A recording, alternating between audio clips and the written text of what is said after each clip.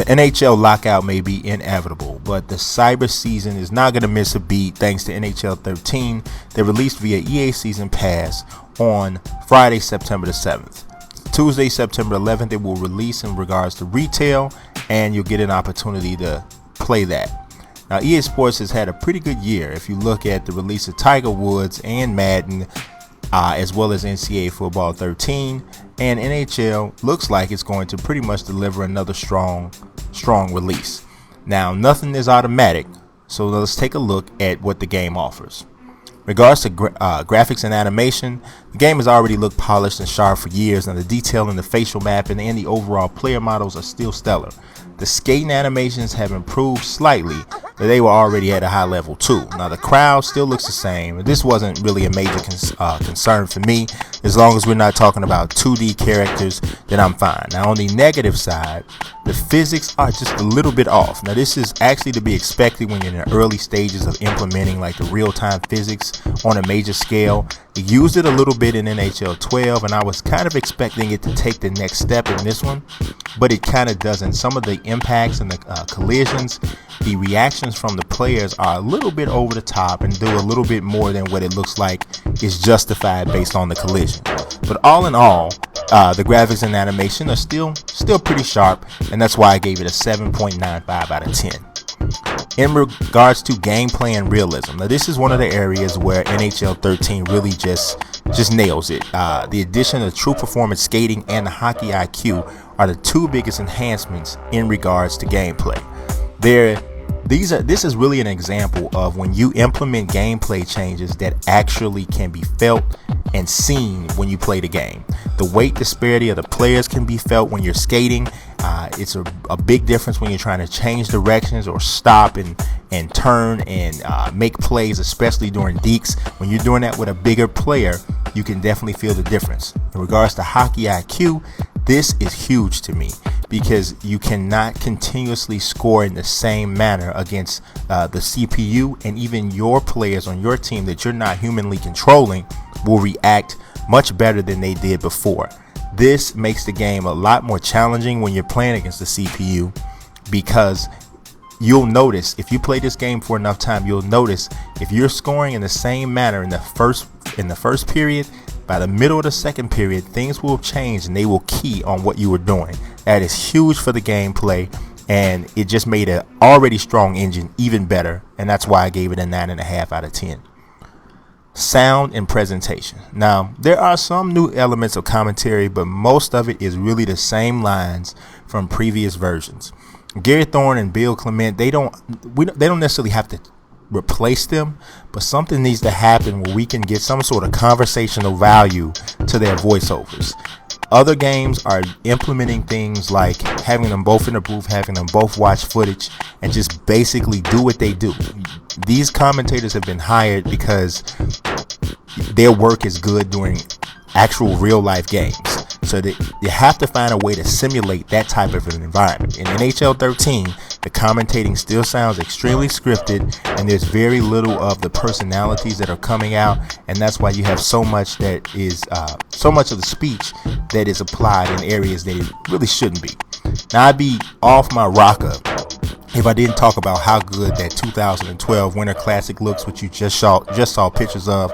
It is rendered awesome. The presentation is great. There's nothing poor about that. Now, the crowd noise, sound effects, etc., all of that is done well. I like even the equipment aspects of the game for the different players. And some people might make a little bit of a stink because, you know, there's a little bit off here with a helmet or a little bit off here with some aspect of the equipment. I don't make that big of a deal over that kind of a small thing, because as long as when I'm looking at the players, he's recognizable during gameplay, that's what I'm looking for. If you miss the fact that Evgeny Malkin wears a strap slightly 2 inches to the left and you got it 2 inches to the right, I'm not going to make a big deal over that. I mean, that doesn't really rob anything from gameplay to me, and it doesn't rob anything from bottom line authenticity. So for the most part, the sound and presentation is okay, but still there's no pregame show, there's no intermission shows to go over the action, and there's no post-game show, just like with most EA games, and that is really a sticking point for me, and that's why I only gave it a 7.5 out of 10 in sound and presentation. As far as game modes and options, this game is absolutely packed. There is like nothing left undone for the most part. They will not get some of the same criticisms that Madden 13 got. Madden 13 implemented connected careers and did not include franchise mode, and they removed a lot of things, a few things from the franchise mode aspect that some people really enjoyed. Now, I didn't have a major issue with it, although I do miss the fantasy drafts and editing players in Madden, but I still like the game enough to play. But for some, it was a deal breaker. You will not have that issue in NHL 13. Sure, they have implemented GM Connected, which is a humongous mode, but they also kept Be a GM, Be a Pro, Be a Legend. Everything that GM Connected is made up of, they kept each individual mode separately, and that was a very, very smart way to go. And it really is the reason why this is such a stacked aspect of the game. Now, in regard to GM Connected, it is the most expansive mode that you'll ever see in a sports, that you'll see up to this point in a sports game.